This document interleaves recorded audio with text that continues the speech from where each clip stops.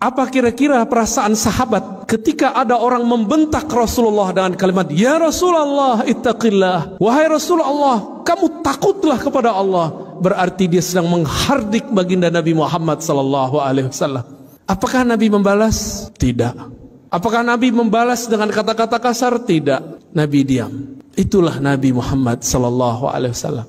Tiba-tiba Sayyidina Khalid ibn al-Walid sedang menghunuskan pedang. Tangannya gemeteran, menahan emosinya melihat kekasihnya Rasulullah dihardik oleh seseorang. Apa kata Khalid? "Wahai baginda, izinkan aku untuk menebas lehernya." Nabi dihina tapi beliau tidak membalas menghina. Apa kata beliau? Biarkan dia. Mungkin dia masih sholat. Wahai Rasulullah, dia tidak sholat dengan hatinya. Hatinya busuk, wahai Rasulullah. Apa kata Nabi kepada Khalid? Wahai Khalid, aku tidak diperintahkan an unaqiba ma fi sudurin nas. Aku tidak diperintahkan sama sekali untuk mencari tahu isi hati manusia. Tidak jadi juri hati orang, niat orang. Akhirnya Khalid langsung memasukkan pedangnya yang tadi sudah hampir terbang melayang, membunuh orang yang kurang ajar kepada baginda Nabi sallallahu alaihi wasallam. Lihatlah akhlak beliau, dicaci, dihina, biasa saja. Tidak balas menghardik, diam, dibiarkan. Kenapa? Ternyata di saat itu beliau dapat wahyu. Apa isi wahyunya? Beliau mengatakan, "Saya khuruj min di'di hadzal rajul." Akan keluar dari generasi laki-laki tadi yang menghardik baginda Nabi sallallahu alaihi wasallam. Qaumun yatluna ayatillah. Sekelompok orang yang mereka fasih baca ayat Allah. Yatluna ayatillahi ratbah. Baca ayat Allahnya sangat fasih, hafalannya ratbah, sangat banyak dan lancar. Tetapi Al-Quran yang dia baca tidak tembus kepada kerongkongannya, apalagi ke dalam kolbunya. Tapi kemudian Nabi bersabda, inilah kalam yang sangat berbahaya.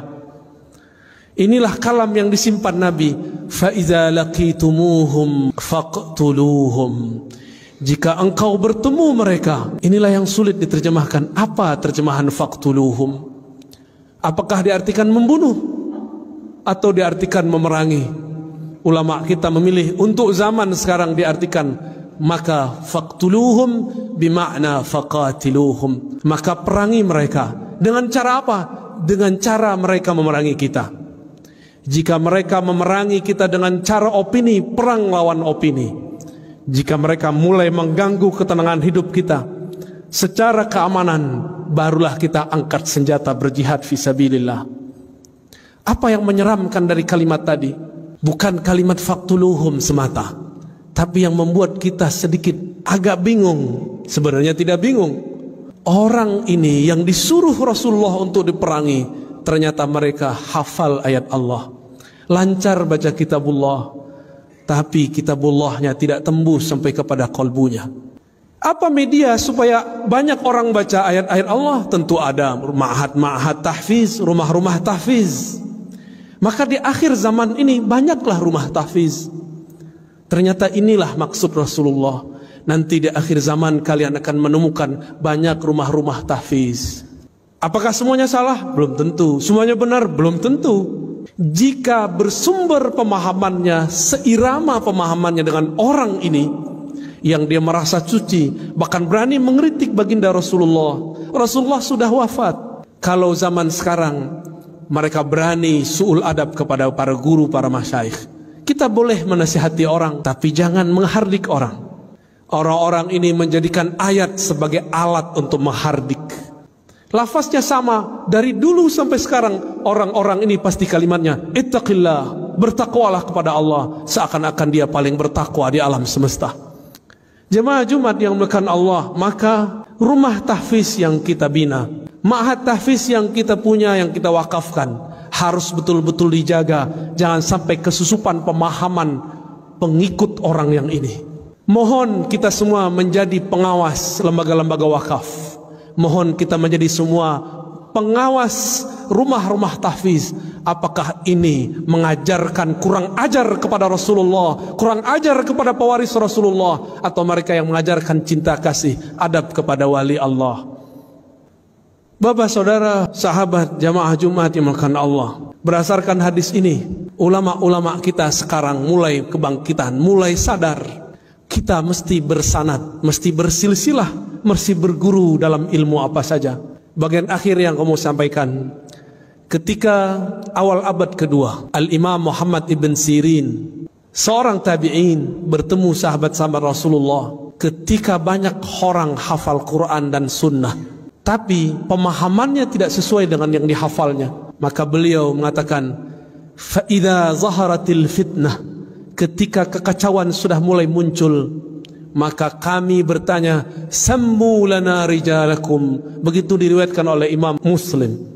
Wahai para penceramah, wahai para ustadz, wahai para hafiz, wahai para da'i, wahai para guru, sammu lana rijalakum, wahai teman-temanku yang hijrah, wahai teman-temanku yang belajar Islam, sammu lana rijalakum, sebutkan siapa gurumu, siapa sanadmu yang menghubungkan engkau kepada Rasulullah sallallahu alaihi wasallam. Inilah pentingnya berguru. Berguru itu adalah jaminan kesahihan. Imam Bukhari berguru hampir 2000.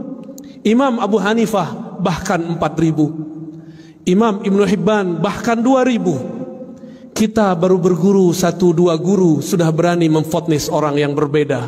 Betapa naifnya diri ini, betapa kelirunya kita, berapa emosionalnya kita beragama.